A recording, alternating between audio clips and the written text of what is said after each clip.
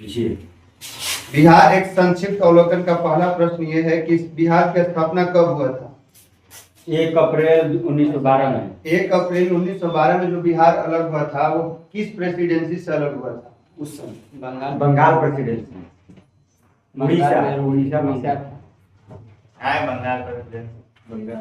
Orissa Bengal presidency से अलग हुआ।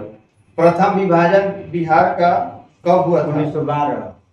प्रथम विभाजन 1936 उड़ीसा का। पाटलिपुत्र का संस्थापक कौन थे? पाटलिपुत्र का संस्थापक उदय। उदय, हाँ उदय। किस वंश के? उदयन हर्यक वंश। हरियाणा के। राज्य की सीमा से लगने वाले राज्यों की संख्या बिहार में 4। उत्तर से दक्षिण की ओर लंबाई कितना बताया है? 345। 345। और इधर पूरब से पश्चिम के 483। 86। समुद्र तल से बिहार की ऊंचाई 173 मीटर। 173 metre 70 metre. बिहार का सबसे छोटा राष्ट्रीय मार्ग? राष्ट्रीय मार्ग 727 ए। कितना किलोमीटर? 4.5। बिहार का प्रमुख पर्यटक केंद्र? हाँ, राजगीर, पटना का एक पाटलिपुत्र, मनेर, शरीफ। प्रमुख पर्व यहाँ पर का बिहार का? छठ पूजा। छठ पूजा, होली, दीपावली। हालांकि दिया तो बहुत है। दीपावली है, छठ है, होली है, दशहरा, रामनवमी, बुद्ध जयंती, सरस्वती पूजा, महावीर जयंती, रक्षाबंधन, गुरु गोविंद सिंह जयंती, ईद, मुहर्रम, क्रिसमस, ईस्टर इत्यादि। यहाँ के प्रमुख धर्म? हिंदू, बौद्ध, हिंदू। और बिहार में कौन कौन से धर्म रहते हैं यहाँ पे? मुस्लिम, हिंदू, सिख। सर्वाधिक जनसंख्या वाला प्रथम 4 जिलों को अवरोही क्रम में से लेंगे। पटना, भारत, गोपालगंज की किस्म। कौन हो गया बताइए? सर्वाधिक जनसंख्या वाले प्रथम 4 जिलों को अवरोही केंद्र, अवरोही क्रम। सबसे पहले पटना। हाँ, पटना। ओकरे बाद आ जाई पश्चिम चंपारण। हाँ, पटना, पश्चिमी चंपारण, पश्चिमी, पूर्वी चंपारण, पूर्वी चंपारण और भागलपुर, और कोई बोलो? मुजफ्फरपुर। और उसके बाद एक और है मधुबनी। सर्वाधिक दशकीय जनसंख्या वृद्धि दर वाला जिला? पटना। अब दे मधेपुरा। हाँ, मधेपुरा। पुरुष साक्षरता दर बिहार में? पुरुष साक्षरता दर हाँ 72। साक्षरता दर 72। पुरुष साक्षरता दर 71.2। 71.2। राज्य की साक्षरता दर? 51। 61.8%। साक्षरता की दृष्टि से राज्य का स्थान पूरे इंडिया में नीचे है। 35वां होगा। 36वां है। 36वां चल गया। सबसे नीचे है। हाँ। सर्वाधिक साक्षरता वाला जिला? 50। बिहार का जनसंख्या घनत्व? 11 से 6। 1100। बिहार का लिंगानुपात? 18। प्रजनन दर? प्रजनन दर हो जाएगी 6.5। प्रजनन 3.2 प्रति महिला। जीवन प्रत्याशा प्रतिवर्ष? 68.9। मतलब 68.9 वही सब दिया था ना। बिहार में प्रथम, अगर पूछे तो प्रथम यहाँ के गणराज्य? लिच्छवी। 25 साल। वही ना, वैशाली का ज्ञानपीठ पुरस्कार प्राप्त करने वाला प्रथम बिहारवासी? रामदास सिंह। कब लिए थे? 1976। बता रहे हैं 2000 में। 1983 में। 1971। प्रथम राज्यपाल? जयराम दौलत राम। प्रथम मुस्लिम राज्यपाल? जाकिर हुसैन। प्रथम मुस्लिम मुख्यमंत्री? गफूर मुख्यमंत्री अबुल गफूर अब्दुल गफूर प्रथम अशोक चक्र प्राप्त करने वाला प्रथम बिहारवासी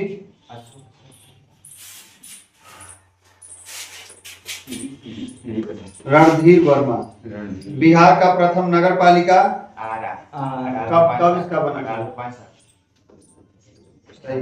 बिहार का प्रथम विज्ञान केंद्र बिहार का प्रथम विज्ञान केंद्र PMCH श्री कृष्ण विज्ञान केंद्र पटना। पटना श्री कृष्ण विज्ञान केंद्र बड़ा। बिहार का प्रथम दूरदर्शन केंद्र कहाँ पर है? दूरदर्शन केंद्र हाँ। पटना ना हुई। हाँ, कब कब स्थापित हुआ था ये? 1978। बिहार में स्थापित होने वाला पहला बैंक इलाहाबाद। बिहार का स्वर्ण क्षेत्र ये है राजगीर। नहीं ये मुंगेर का मंडी क्षेत्र बिहार प्रथम अंग्रेजी दैनिक पत्र सर्च लाइट प्रथम हिंदी साप्ताहिक पत्र सर विदेशी नहीं। हम बता रहे हैं कहा कि थोड़ा सा ग्रुप बांट दोगे तो ज्यादा अच्छा है। ऐसे कहा था खाली एक के दो लोग बोल रहे। अब अच्छा ठीक है कल तो साप्ताहिक पत्र बिहार बंधु हाँ, ये कब हुआ था? मतलब कब इसको स्थापित किया गया, इधर लाया गया? 1916 में 1874 में। डॉक्टर राजेंद्र प्रसाद का अगर उपनाम अगर बताया जाए तो इनको किस नाम से जाना जाता है? बाबूजी। और इनको अगर उपाधि दी जाती है इतिहास में तो किसके नाम से दी जाती है? राजेंद्र प्रसाद के। हाँ, डॉक्टर राजेंद्र प्रसाद के। डॉक्टर राजेंद्र प्रसाद के। तो क्या है सर मैं चल रहा है डॉक्टर राजेंद्र प्रसाद के चल रहा है। आजाद शत्रु जय प्रकाश नारायण को डॉक्टर श्री कृष्ण सिंह, बिहार का बाबू जगजीवन राम, बाबूजी डॉक्टर अनुग्रह नारायण सिन्हा, नागार्जुन, अरे अथवा मध्ये नागार्जुन के राज्य का सबसे बड़ा वन्य जीव अभ्यारण्य कैमूर बन चुका है नागार्जुन के बाबा के नाम, बाबा के ऊपर। वहाँ ना सब्जी धनिया लगाओ बड़ी यही कैमूर में बहुत जो प्रोटीन राज्य का सबसे बड़ा वन्य जीव अभ्यारण्य कैमूर वन्य जीव अभ्यारण्य। इसका अगर देखा जाए किलोमीटर तो 1342 वर्ग किलोमीटर में। बिहार का प्रथम सॉफ्टवेयर टेक्नोलॉजी पार्क ये भागलपुर पटना। बिहार का प्रथम टेक्सटाइल एंड हैंडलूम पार्क अरे हाँ ये ना सारण ये आपको भागलपुर, ये अभी निर्माणाधीन है, बना नहीं, बन रहा है। बिहार का प्रथम अंतरराष्ट्रीय हवाई अड्डा हाँ कहाँ पर है? पटना जयप्रकाश नारायण। प्रथम हाँ प्रथम बार। बिहार का प्रथम अंतरराष्ट्रीय हवाई अड्डा कहाँ पर है? भागलपुर बोध गया। बोध गया ना। बिहार का प्रथम भारतीय सूचना प्रौद्योगिकी संस्थान IIIT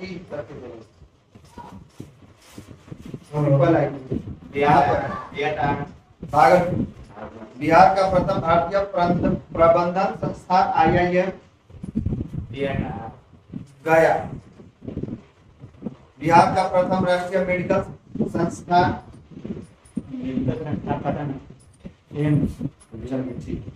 बिहार का प्रथम भारतीय प्रौद्योगिकी संस्थान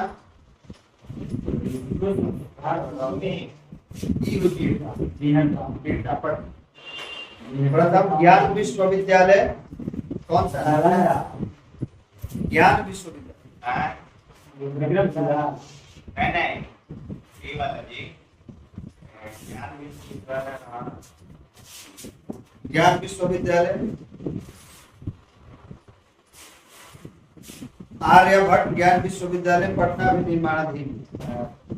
प्रथम गंगा डॉल्फिन संरक्षण केंद्र नहीं अरनिया विक्रमशिला भागलपुर। ठीक है प्रथम अंतरराष्ट्रीय विश्वविद्यालय राष्ट्रीय विश्वविद्यालय नालंदा। नालंदा अंतरराष्ट्रीय विश्वविद्यालय, इसकी स्थापना 2013। अच्छा, बिहार के 8 जिले नाम जहाँ पे मुख्यालय से अलग है, हाँ, जैसे सारण का बेलूर का रोहतास, अरे बेलूर का जी भगुआ, अरे सर जी सारा ना पूछे वहाँ सारण के सारण का सारण के जी छपरा, नालंदा नालंदा के हो जी ना नालंदा नहीं पता। नालंदा का बिहार शरीफ, बिहार से वैशाली वैशाली के जी याद है वैशाली, हाजीपुर, हाजीपुर, पूर्वी चंपारण, पूर्वी चंपारण बिहारी, भोजपुर भोजपुर, और पश्चिमी चंपारण के पश्चिमी चंपारण के पश्चिमी चंपारण बिहारी ना बिहारी पूर्वी चंपारण, पश्चिमी चंपारण के आपके बेतिया, नालंदा का बिहार शरीफ, सारण का छपरा, कैमूर का भभुआ, पूर्वी चंपारण का मोतिहारी, वैशाली का हाजीपुर, रोहतास का सासाराम, भोजपुर का आरा। ये हो गया आपका बिहार वाला। मतलब अब आते हैं हम लोग किस पे, कौन सा सब्जेक्ट? बिहार वाला खत्म, वो नहीं फिजिक्स, फिजिक्स हो गया, बायो बायो, जीव विज्ञान में कौन सा टॉपिक? वो उसके फाइल दे देना वही है हो गया क्या किससे खाएं? मेरा भाई सब कुछ नहीं थे। तो वही में मत आओ पूरा एक और क्वेश्चन आप पूछिए। ना हो अच्छे कुछ ना थे। धीरे धीरे सब पूछ रहा है। जीव विज्ञान का अगर इसको कहा जाए तो इसका जनक कौन का किसको कहा जाता है? अरब विज्ञान, और जंतु विज्ञान का? जंतु विज्ञान का जंतु विज्ञान का और वनस्पति विज्ञान का ये थे ये थियोक्रेटिस। अनुवांशिक का मेंडल, हाँ? मेंडल, हाँ। चिकित्सा शास्त्र, चिकित्सा शास्त्र के हाँ। चिकित्सा शास्त्र, चिकित्सा शास्त्र तो हिप्पोक्रेट्स। हाँ। आप ये बताइए कि साइकोलॉजी का किसमें अध्ययन किया जाता है?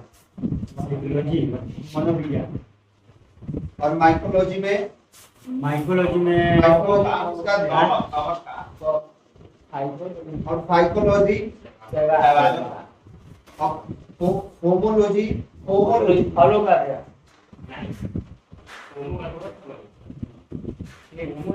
ऑपियोलॉजी। होमो में फल क्या आएगा?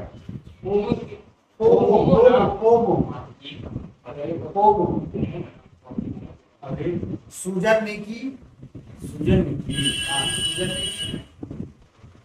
ठीक है। अनुवांशिक के आधार पर मानव जाति की आने वाली पीढ़ियों का सुधार का जो अध्ययन किया जाता है इसको हम लोग सूजन निकी कहते हैं। माइक्रोबायोलॉजी,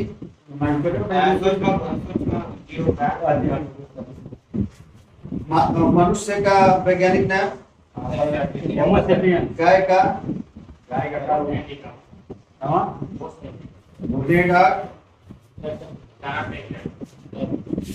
इमली का? इमली का?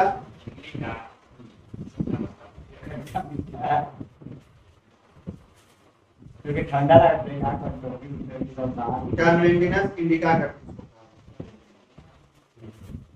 आपको ये बताइएगा कि नाइट्रोजन जो निर्धारक होते हैं ये जीवाणु के स्थिर रूप से किस चीज को बनाए रखते हैं?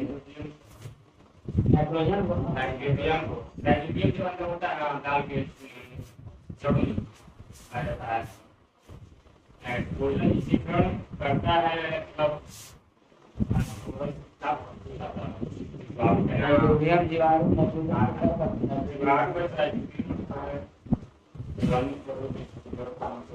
नाइट्रोजन जो है आपको इसीकरण करता है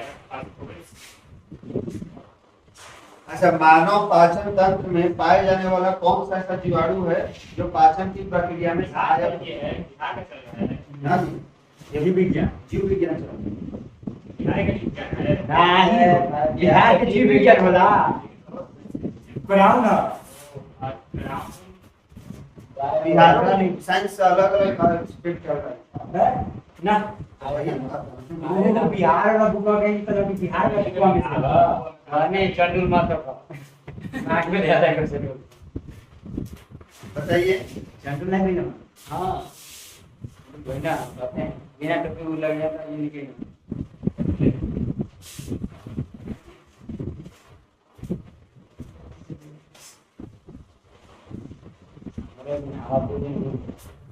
बताइए आप लोग, बोलिए मानव में पाचन तंत्र में पाए जाने वाले जीवाणुओं को कौन सा जीवाणु है जो पाचन की प्रक्रिया में सहायक करता है? बता रहे हैं ये ई कोलाई कोलाई करता है।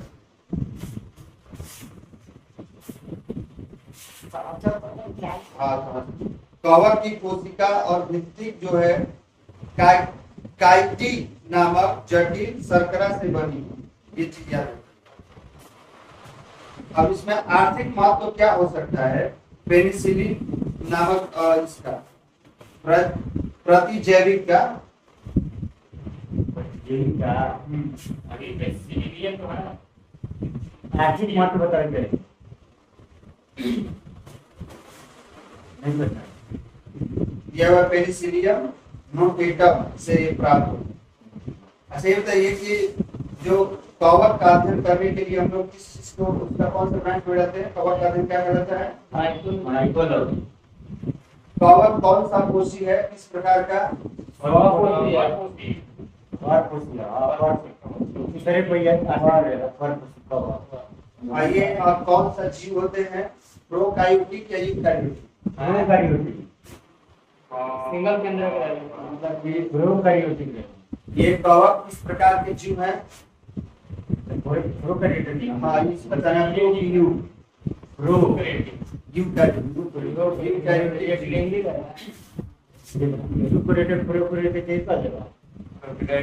शैवाल एक कोशिकीय जीव का एक नाम बता दीजिए और बहुकोशिकीय के जीव का शैवाल।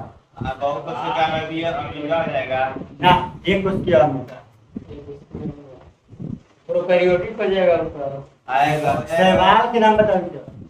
सवाल एगो युगलीना होती है हाँ, क्लेमाइडोमोनास करके है, हाँ। एक कोशिकीय और बहुकोशिकीय में अल्वा करके।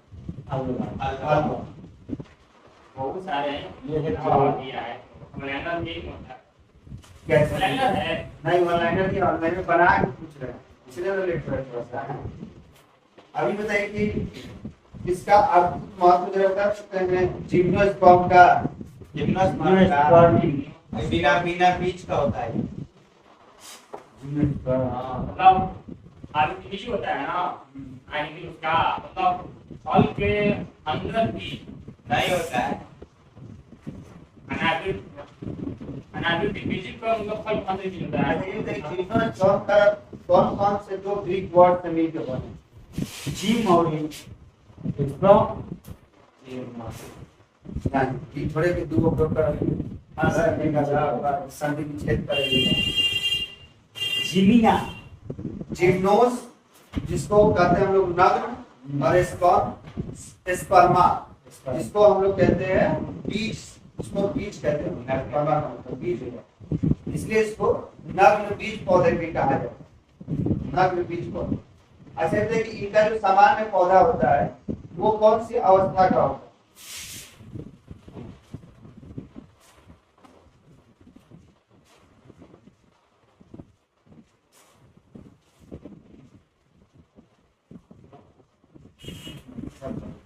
ये सैप्रोफाइटिक अवस्था का।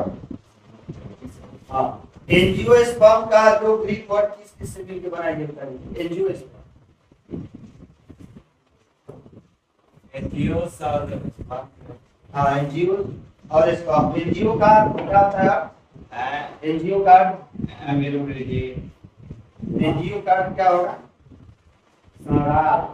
एंजियो कार्ड क्या होगा? मतलब शरणार्थ नहीं, शराब नहीं देखना जैसे देखा हमने जिम्नोस्पर्म को बताया कि जिम्नो दो शब्द है, जिम्नोज और स्पर्म। तो जिम्नो का अर्थ हमने नग्न बताया, वहीं पे आपको एनजीओ का अर्थ होता है ढका, और स्पर्मा का बीज मतलब वैसे पौधे जो बीजों का फल जो अंदर ढके हुए हो उसको एंजियोस्पर्म, और वैसा पौधा जो बाहर की तरफ हो नग्न हो उसको जिम्नोस्पर्म। पाइनस की जड़ें क्यों कौन सी सहजीवी की तरह रहता है? पाइनस की जो जड़ें होती है कौन सहजीवी की तरह रहता है, और इसको हम लोग क्या कहते हैं?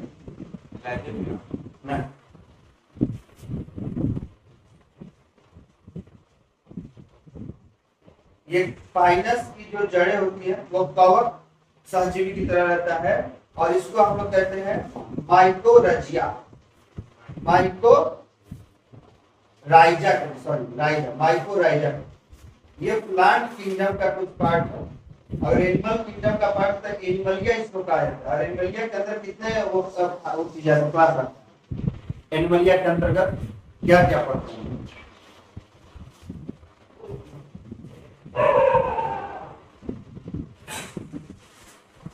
एनिमलिया के अंदर हम लोग एनिमल के बारे में पढ़ेंगे। एनिमल के बारे में तो क्लासिफिकेशन कितने प्रकार के इसमें एनिमल रहे हैं, क्योंकि एनिमल भी तो बहुत सारे वर्गीकरण है ना।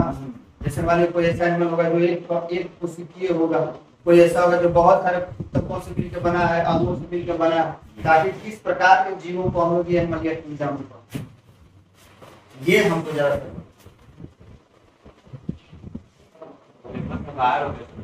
सिलेबस से बाहर है एनिमल बना। मतलब यार ये है कि पहले उसको पढ़ के नहीं आए, चाहे वो चीज है। एनिमलिया के अंदर का देखिएगा हम लोग प्रोटोजोआ को मेटाजोआ और पैराजोआ और यूमेटाजोआ, जिसमें अगर प्रोटोजोआ जो है जो एक कोशिकीय, जिसे हम लोग अमीबा वगैरह के बारे में पढ़ते हैं, मेटाजोआ में जो बहुकोशिकीय हो जाएंगे, और बहुकोशिकीय में भी देखिएगा तो ऐसे भी है कुछ जो कि केवल कोशिकीय है और उससे मिलकर जो ऊतक बना देते हैं वस्तुशिकीय को पढ़ते हैं।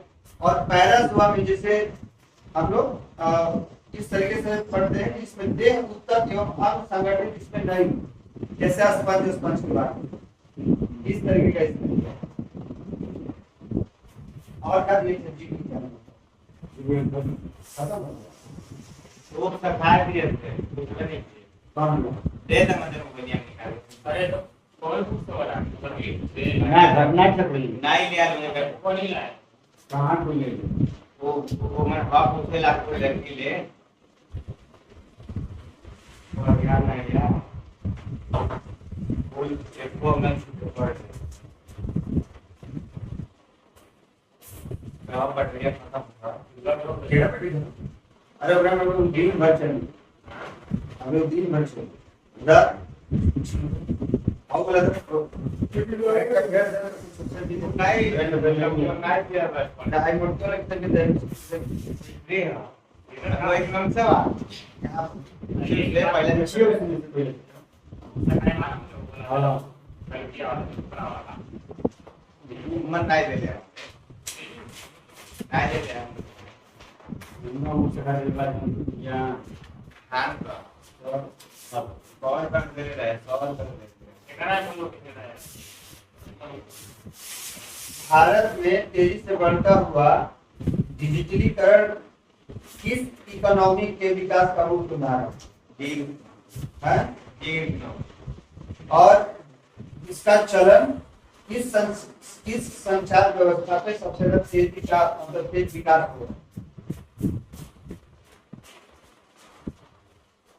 पता नहीं ये डिजिटली।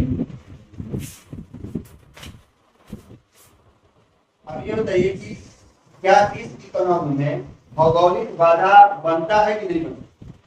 नहीं बनता कहाँ नहीं बनता, इसका कोई रीजन बता? भौगोलिक बाधा नहीं बनता इसका रीजन यही है कि अपने मन का है करेंगे तो करेंगे नहीं करेंगे जो ये डिजिटली इकोनॉमी है, भौगोलिक बाधा इसका न बनने का अगर एक और रीजन देखा जाए तो सबसे बड़ा रीजन इसका संसाधन को लेकर हो जाए, क्योंकि इसमें प्राकृतिक संसाधन का ज्यादातर उपयोग होता नहीं। अगर मान लीजिए कोई हम टेक्नोलॉजिकल चीजें लेकर कंप्यूटर का कोई सेटअप लगाने अगर बिहार में, तो उसके लिए कोई टेक्नोलॉजी की या कोई रिसोर्स की आवश्यकता नहीं पड़ेगी, आप इसको कहीं भी लगा दीजिए, आपको बस नेटवर्क सिस्टम आपका अच्छा होना चाहिए। तो इसीलिए इसका भौगोलिक कारण नहीं पड़ता है। जैसे मान लीजिए कपड़े की फैक्ट्री लगा, तो कपड़े की फैक्ट्री के हमको सूट चाहिए, अगर गन्ना का मिल बैठा है तो गन्ने के हमको खेती चाहिए, अगर गन्ना का मिल यहाँ बिहार में बैठा दिए क्या मिल है और गन्ना और उत्तर प्रदेश, पता चला कि लाते लाते ही सब खत्म हो जाएगा। तो भौगोलिक यही कारण नहीं पड़ता है कि ये हम उसको कहीं भी सेटअप कर देते हैं। और इसको इसलिए लाया, क्यों लाया गया इसको, गिग इकोनॉमी, गिग इकोनॉमी को लाने का मुख्य कारण अगर कुछ पूछ ले तो क्या होगा? निजीकरण का लाल कर के से आराम रही आदमी नहीं, इसका मेन कारण ये है कि पहले क्या था कि रोजगार के दायरे बहुत कम हुआ करते, क्योंकि हमारी अगर इकोनॉमी में देखिएगा तो तीन को सेक्टर है जहाँ से पैसा कमा सकते, प्रथम, द्वितीय और तृतीय। तो प्रथम में आ जाएगा वैसे सेक्टर जैसे कि मान लीजिए कि जो प्राकृतिक के संसाधनों के द्वारा जो हम प्राप्त करते हैं। अच्छा ये कि तीनों में क्या अंतर अगर कोई स्पष्ट करके बता सके, प्रथम में और द्वितीय और तृतीय में? भैया बता दो, नहीं भैया आप बताइए। इकोनॉमी का जो ये प्रथम द्वितीय, प्रथम सेक्टर, द्वितीय और तृतीय जो है क्षेत्र, आखिर इन तीनों में क्या क्या चीज होता है?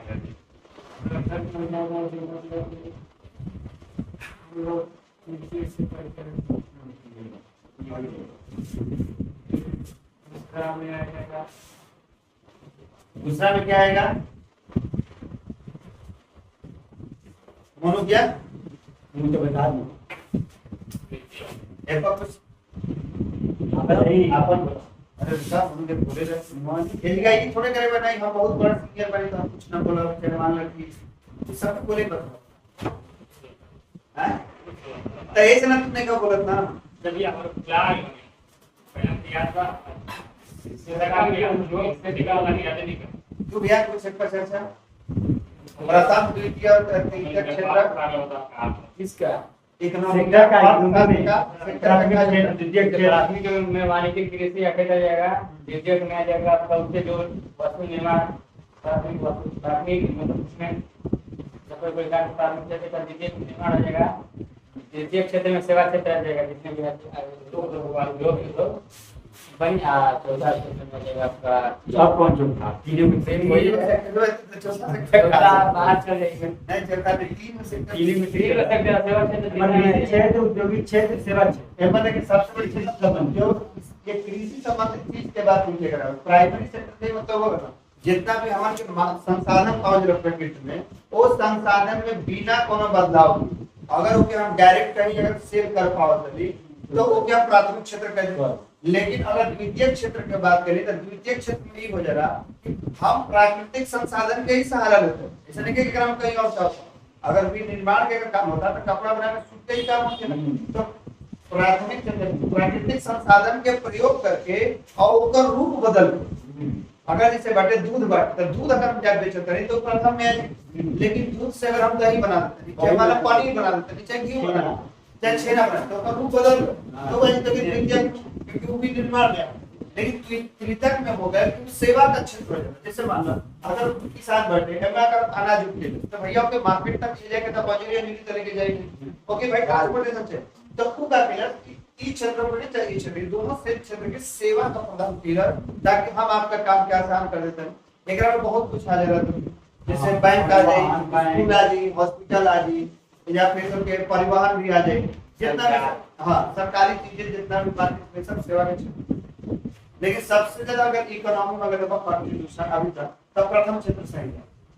इन तीनों सेक्टर के मुकाबले इस सेक्टर से ज्यादा प्राइमरी सेक्टर मेन सेक्टर है, प्राइमरी सेक्टर मेन सेक्टर भाई रीजन का बारे कि नेचुरल रिसोर्स को उठाइली और डायरेक्ट जाके सेल कर एकरा ज्यादा झंझट नहीं है।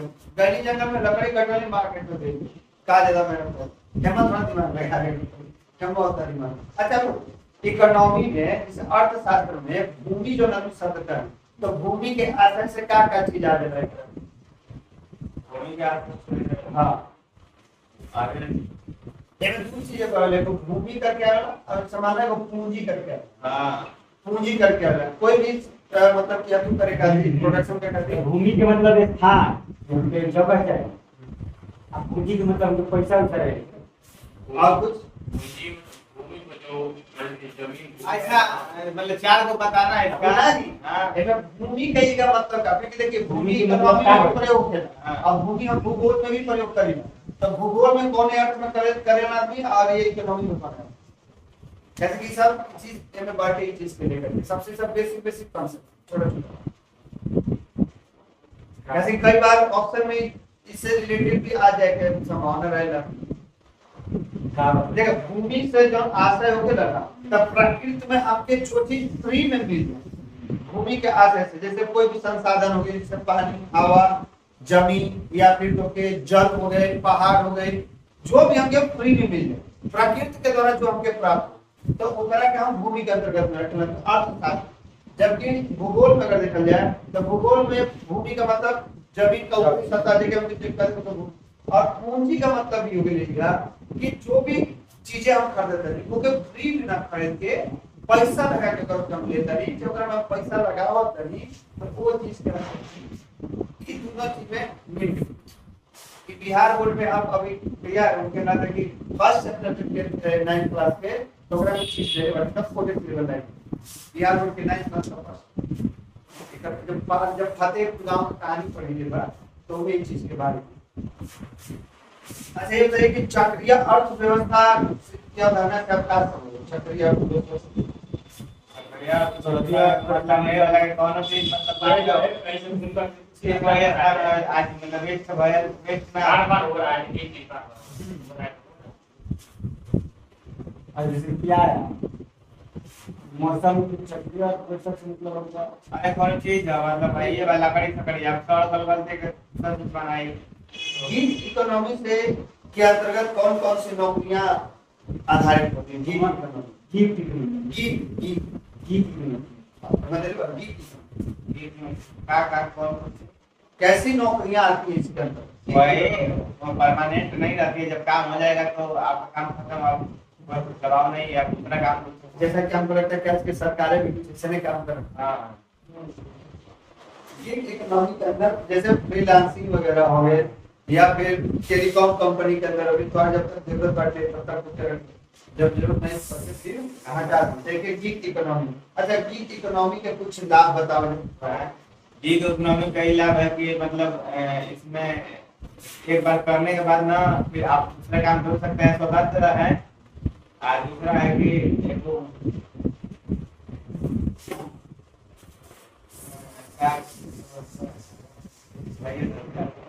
जिसे कि इसमें दिया हुआ है कि इसके अंतर्गत क्या है कि कंपनियों को कम लागत में काफी ज्यादा अच्छा जो स्किल बेस्ड जो वर्कर होते हैं वो प्राप्त पहला तो ये फायदा होगा क्योंकि हमके कम समय खातिर रखेंगे तो थोड़ा सा ज्यादा लोगों के रखने में थोड़ा कम पैसा लेके आपको बहुत कम समय खातिर रखेंगे तो ये चीज होगा इसके अंतर्गत रहेगा कि कंपनी पर कर्मचारी का पेंशन और इन्वेस्टमेंट या अन्य सुविधाएं के लिए बाध्यता नहीं करेगा जैसे अगर हम गवर्नमेंट जॉब कर रहे हैं तो गवर्नमेंट जॉब में कहा कि सरकार पर जैसे मेडिकल का खर्चा उठाए रिटायर हो जाए तो पेंशन वगैरह भी कुछ देने के पड़ेगा या फिर बहुत सारा सुविधाएं देने पड़े बस गीग इकोनॉमी का बाटे जब तक तो काम करते लोग कंपनी का तब तक कुछ चीज बाटे जब तू हट गई तो क्या हटा देती एकरा में ये सब के बाध्यता नहीं एकरा में दे दे बाटे इसके कारण से कि कंपनी की जो ऑपरेशनल लागत आ जाता है एक्स्ट्रा खर्चा होता वो धीरे धीरे कंपनी का कम पड़ जाता है सोना ना कि हमारी कंपनी वाला तो काम के खर्चा करेगा है खाली 20,000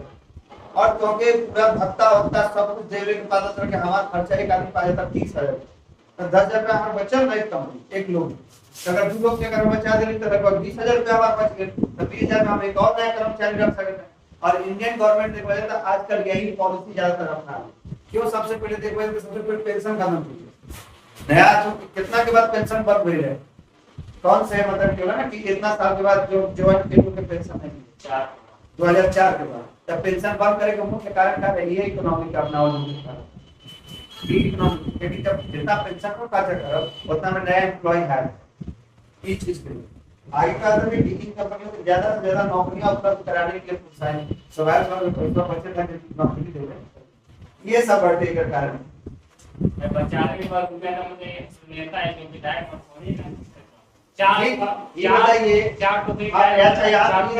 आप कल एक नेता विधायक क्या वो नौकरी है देखिए कुछ भी हो लेकिन पेंशन आप कहे नहीं आप मतलब जॉब देने के लिए पेंशन नहीं मिल रहा है, देखिए बता रहे जो जवान है जो देश की रक्षा कर रहा है उसको नहीं दिया है पेंशन, नहीं मिल रहा है, क्यों नहीं मिल रहा है? रीजन अभी हम क्या देना चाहिए पेंशन, ये गीग इकोनॉमी का हम मतलब क्या बताया कि यहाँ पे इस तरीके से इसका काम हो सही रहा है है। लेकिन गलत बात इस ये है। इसके अंतर्गत है कि ये लोगों को हायर करके कब तक, जबकि आप तक जरूरत है तब तक आपको रखा, उसके बाद फिर आपको निकाल दो।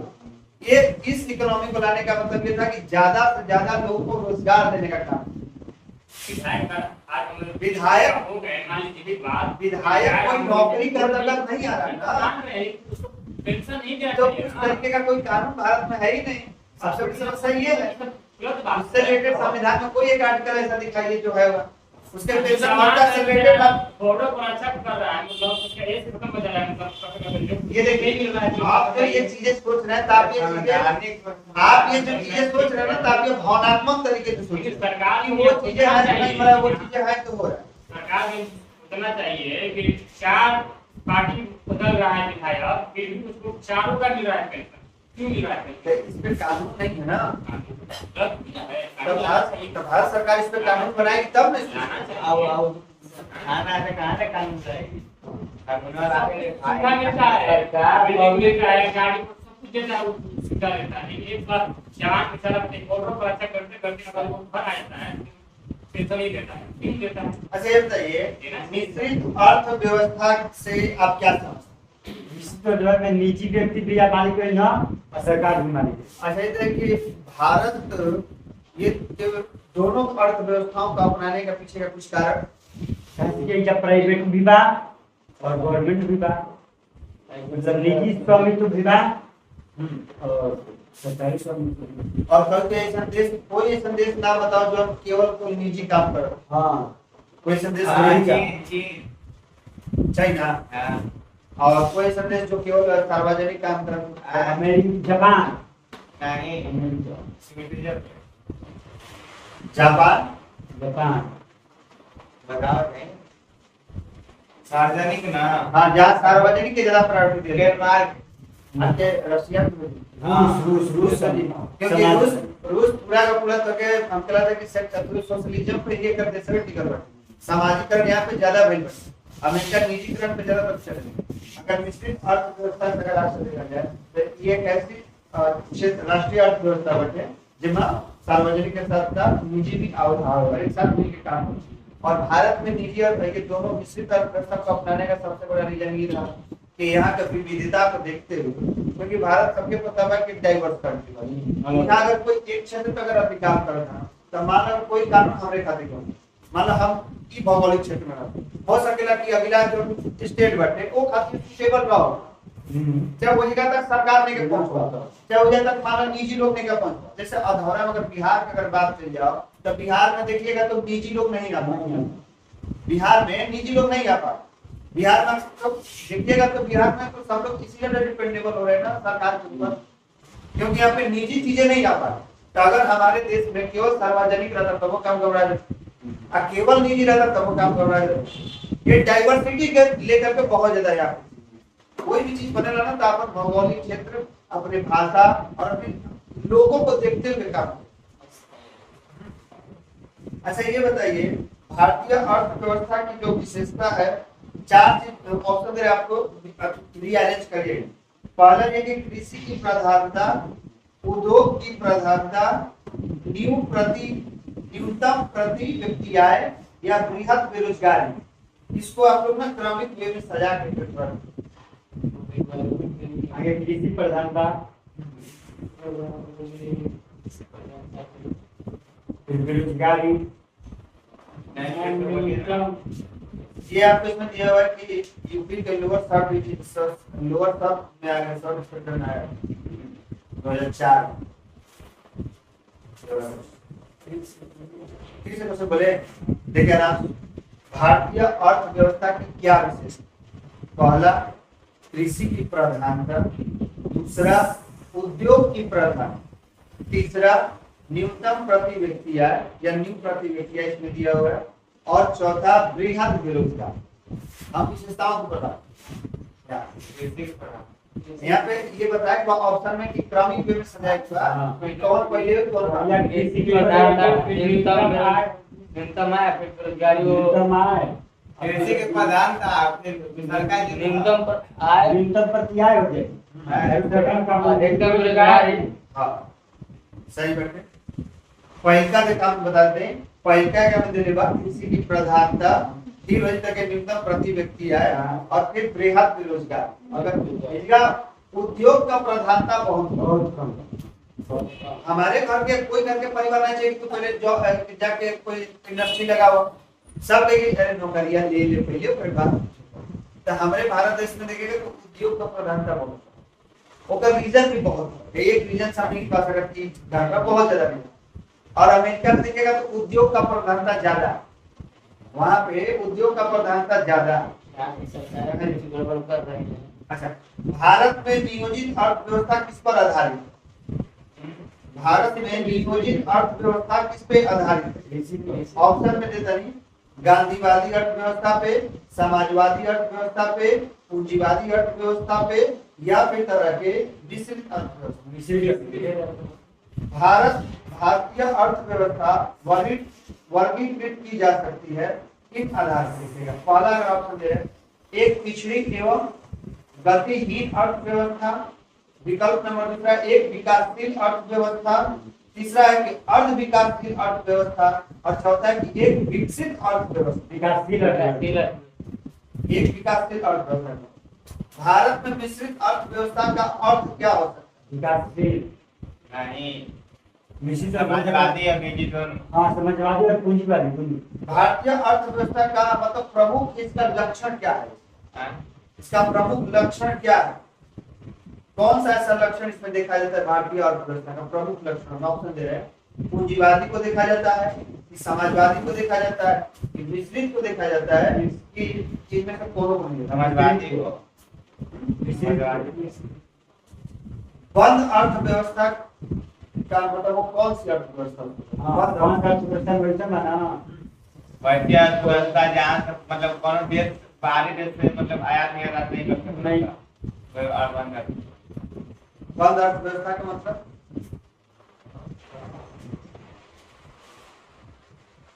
आ नहीं के सकत जा सकत कुछ नहीं आई ना जाए। नहीं। बंद अर्थव्यवस्था का मतलब ना तो निर्यात हुई ना आयात। तीनों अगर बंद हुई मतलब कि ये बात है कि अपने टेरिटरी में ही अगर हम इंटरनली अगर करते हैं, जैसे अगर भवना से रोहतास में होता है तो एक बंद अर्थव्यवस्था कहता है।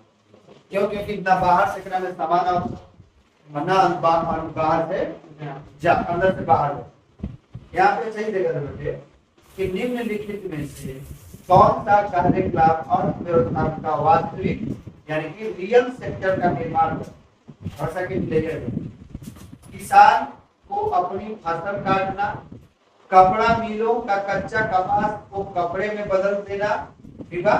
या किसी वाणिज्यिक बैंक का निजी व्यापारी कंपनियों को धनराशि उधार देना, और चौथा कहता किसी कॉर्पोरेट निकाय का विदेश में रुपया अंकित मूल्य बॉन्ड जारी रखना।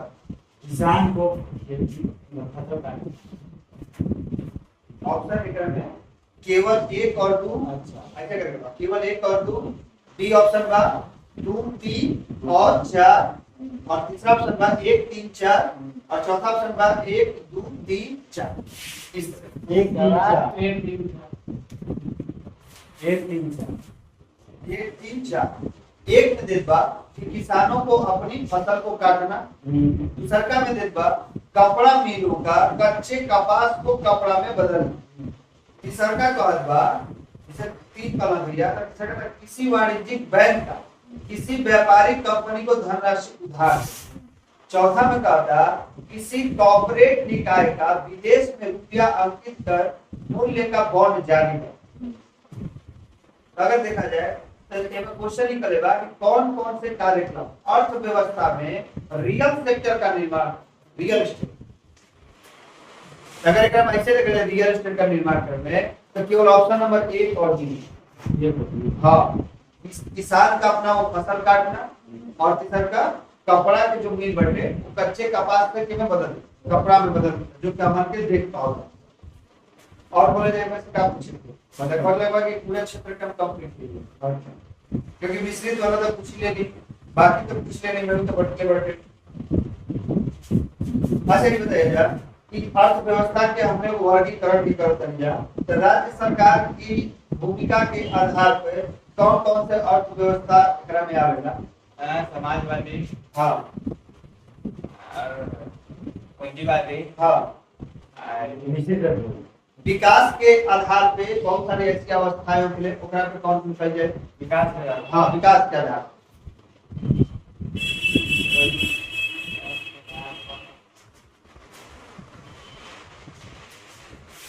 विकास के आधार पे विकासशील, हाँ विकास विकसित, हाँ विकसित और विकसित और विभिन्न क्षेत्रों में की भूमि के आधार पर अगर देखा जाए तो क्या स्थिति है?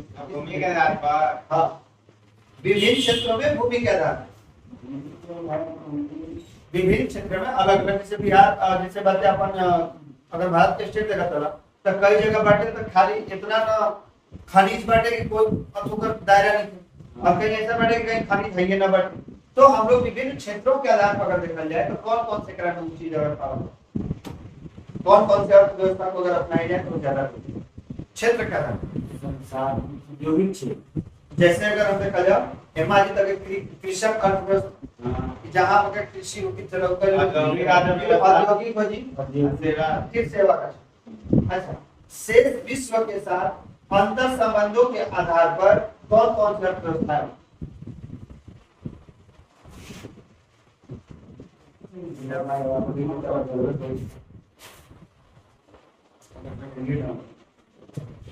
बोलिए पूरी अर्थव्यवस्था और बंधन नियोजन के आधार क्या योजनाबद्ध और क्या योजना अच्छा निर्भरता के आधार पर परस्पर आश्रित परस्पर आश्रित होता है वो निर्भरता होता है वो आश्रित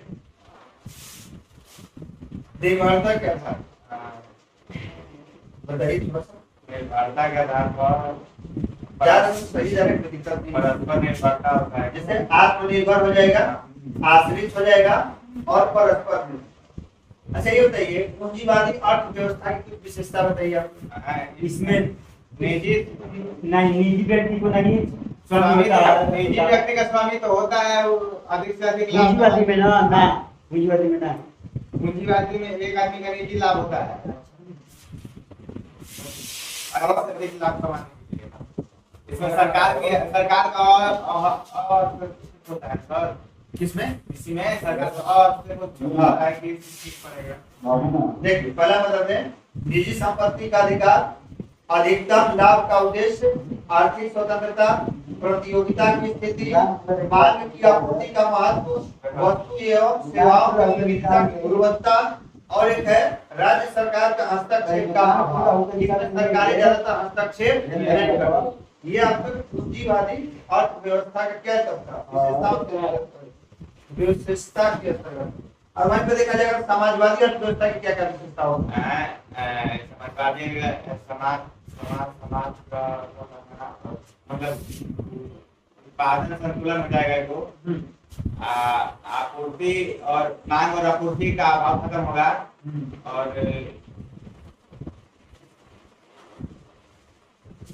जैसे अगर एक कहा जाओ तो उत्पादन के संसाधनों पे सामूहिक स्वामित्व हो सकता है सबका अधिकार तो एक व्यक्ति का अधिकार नहीं है। इसमें केंद्रीकरण योजना आई दूसरी योजना आई वो केंद्र से चल करके आई। अगला बढ़े आर्थिक विषमताओं की कमी हो जाएगी इसमें काफी ज्यादा ठीक ठाक स्थिति होकर रहेगी और वर्ग संघर्ष की बढ़े उस समाप्ति हो जाएगी क्योंकि सरकार जो बढ़े उस समाज के सभी वर्गों के समान रूप से अगर योजना दी जाए समान रूप से अवसर दे सकता है जबकि निजी में ये सब चीज के देखा नहीं जाता। निजी में का होला ना ओकरे का मन अलगे बेनिफिट बा कि तू जितना ज्यादा स्किल्ड बा जितना ज्यादा तोर के अंदर क्षमता बा ओकरा में क्षमता के बेसिस पे होला एकरा में अवसर के बेसिस पे होला तो अवसर मिले लोग में क्षमता के बेसिस पे ज्यादा जितना क्षमता बा उतना और इनमें राज्य एवं सरकार की व्यापक भूमिका है। अच्छा ये देखिए भारत में मिश्रित अर्थव्यवस्था को अपनाने के पीछे जो तर्क दिया जाता है वो क्या दिया सर ये है कि यहाँ पर कोई यहाँ हर जगह नहीं ना है। अलग अलग तरह देखिए, के अगर हम देखिए बीपीएससी के लेवल पर अगर यूज कराएंगे, अगर मान लीजिए चलो वन लीनियर है तो वन लीनियर में कोई मतलब नहीं। जैसे कि यहाँ पे ये सब वही सब थक के आएगा, आपको वो मिलाना पड़ेगा। सब वही एग्जाम देले बैठे तो पेपर देख ले बैठे किस्म का बने, ये सब वही टाइप का पूछा दे बात। मिश्रित अर्थव्यवस्था के पीछे अपनाने का तर्क ये दिया गया भारत सरकार के द्वारा कि राज्य हो या सरकार हो, उसके पास जो पूंजी और संसाधन के अभाव सबसे बड़ा, क्योंकि अगर एग्जाम्पल देखा जाओ बिहार और झारखंड में देखा जाए तो बिहार में देखा तो वही संसाधन का अभाव होगी और झारखंड में पूंजी का अभाव होगी। तो झारखंड में जहाँ पूंजी के अभाव है तो सरकार आगे तो चलो भाई कैपिटलिस्ट है ना, पूंजीपति लोग चलो पूंजी लगा दो, पूंजी लगा दिए, वहां से लोग खींचने लगल, चाहो भी कंपनी अगर वहां से जितना जो भी बाटे संसाधन ओकर दोहन कर लगा और लोगों के रोजगार। और बिहार में देखिएगा तो सरकार आकर के लोगों को नौकरी देने का काम कर, तो सबसे बेस्ट एग्जाम्पल बाटे। अगला कहा है निजी क्षेत्र के पास उपलब्ध पूंजी तकनीकी एवं प्रबंधन की क्षमता का लाभ उठाने के लिए किया गया। क्योंकि अगर मान लो हम आवत है तो हम जो भी है अपन फुल पोटेंशियल के साथ में पूरा अपन जितना भी संसाधन बटे या पैसा बटे सब लगा करके तो लोगन के अवसर ज्यादा से ज्यादा मिले और सरकार का लोगन के ज्यादा से ज्यादा छांटे के काम दूर करे के काम और सबसे बेस्ट एग्जाम्पल बटे नौकरी में देख ले जाओ।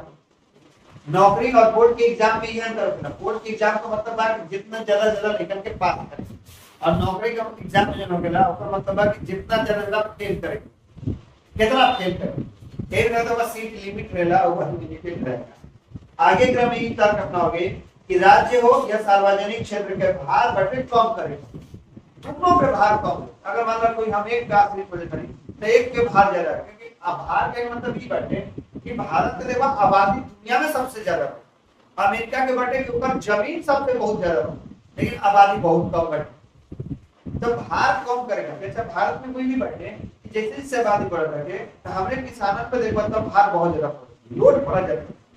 इसलिए देखिएगा आज हम लोगों को कमर्शियल एग्रीकल्चर की तरफ ज्यादा मुख करेगा। जैसे हम लोग क्या करेंगे कमर्शियल में वाणिज्यिक कृषि के ऊपर अगर ना ध्यान देवल तो आने वाला समय में कि हमको लगता है कि फूड क्राइसिस भी ना हो लगेगी, पर्याप्त भोजन भी ना मिल, कैसे कि इतना ज्यादा जनसंख्या बढ़ा था और जमीन के बंटवारा जिस तरीके से होता है हम कहते हैं कि अच्छा आज देखो यार कौन सिवा नेशन खाली तो नहीं मिल सका, हर जगह घर मिली या कंपनी मिली या कुछ मिली, तो भैया जहाँ बनत जगह खत्म है ना हो गई ये चीज बांटेगा।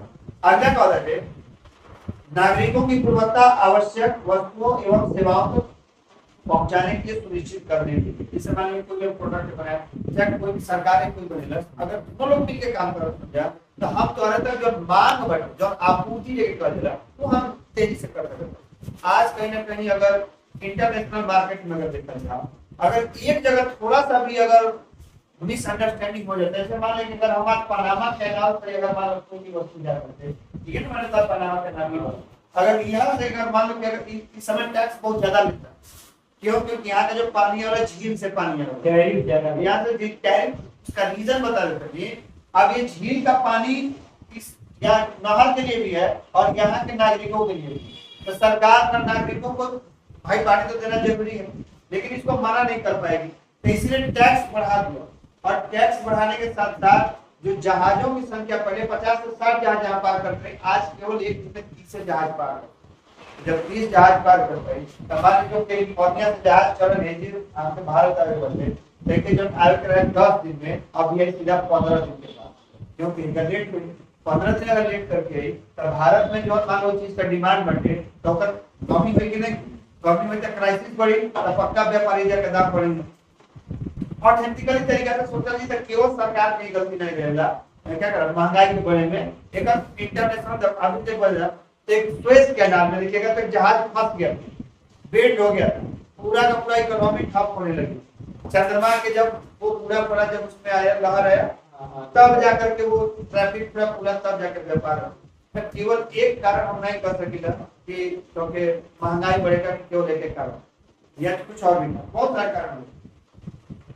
और यहाँ पे बैठे गरीबी एवं बेरोजगारी की समस्या के समाधान सबसे ज्यादा निश्चित अर्थव्यवस्था के अपनावल ये गरीबी और समस्या का समाधान के कई और देखो तो इंदिरा गांधी जी के द्वारा एक बहुत ज्यादा अप्रिशिएशन ये जो आज जो लेके आओ जा सकते तरह के लिबरलाइजेशन ग्लोबलाइजेशन वाला जो चीज लेके आओगे, इंदिरा गांधी के समय में लेके आओगे, ताकि हम विदेश से भी सामान के, ज्यादातर विदेश की कंपनियों को भी अपने यहाँ लेकर के आए, निजी कंपनियों को भी लेकर आए, ये हमको वो चीज लेकर आए। लेकिन इसको आज के अगर पर काम बेहतरीन हो सके तो सबके याद रहे कि सरकार तो प्राइवेटाइज कर, अरे भैया ये पहले ही से नाम नियम कानून आ चुका है, बट ऊपर करम ना कर लिया अपनी तरफ। ये चीज देखिए अगला तरकीब दिया जा रहा कि भारतीय अर्थव्यवस्था को वैश्विक प्रतिस्पर्धा को अनुरूप बनाने में भाई, क्योंकि इंडिया अपने आप में एक बहुत बड़ा सेक्टर बन गया, बहुत बड़ा देश भी बन गया, और वर्ल्ड से भाई हमने के कंपटीशन भी करेंगे बट, क्योंकि आज देखिए पूरे दुनिया कहाँ से कहाँ है सबसे बेस्ट एग्जाम्पल अगर देखा जाए तो ये जापान को आप देखिए, जापान में कोई संसाधन नहीं पाया जाता, वहां प्राकृतिक संसाधन बहुत कम है, तो जापान ने एक तरीका अपनाया, उसने जो वहाँ की पॉपुलेशन ह्यूमन रिसोर्स को ही उसने अपने संसाधन आदमी को ही बना दिया, और अपने नागरिकों को इतना ज्यादा स्किल्ड किया, इतना ज्यादा स्किल्ड किया कि आज पूरी दुनिया में देखिए जापान की टेक्नोलॉजी को हर जगह, ये सबसे बड़ी खास और मिश्रित अर्थव्यवस्था को अपनाने के लिए यही सब चीजें। और कोई सब्जेक्ट बोला जा रहा। अच्छा मैं ये कि निम्न मध्यम वर्ग की जो आय है कितना से कितना डॉलर के बीच में व्यक्ति सकल जो राष्ट्रीय आय बढ़े 36 से 13,845 और उच्च मध्यम के और उच्च में 11,000 13,846। विश्व बैंक के अनुसार विकासशील देशों का कौन सा अगर नाम दीजिएगा उदाहरण के तौर पर, कौन कौन से भारत, चाइना, बताइए। भारत, चाइना, जापान, जापान नहीं है, जापान विकसित हो गया, विकासशील में नहीं है। ब्राजील है आपका, चीन है, भारत है, दक्षिण अफ्रीका।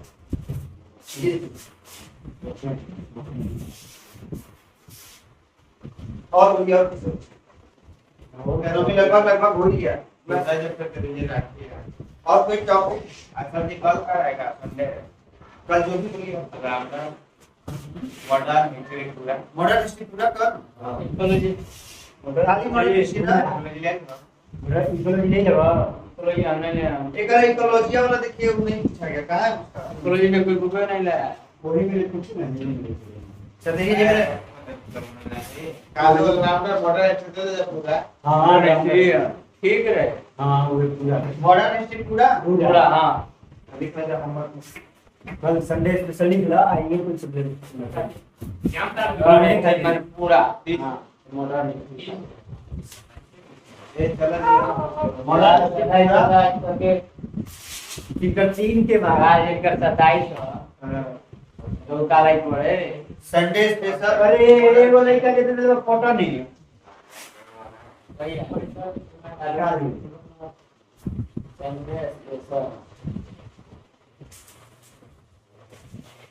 करंट होते तो जस्ट मार गया। अब समाज के पेपर पर आई तो संडे की सुनार के संडे के निकले तबियत नहीं कैमरा बंद कर देगा वो बस तबियत नहीं कैसे बचाया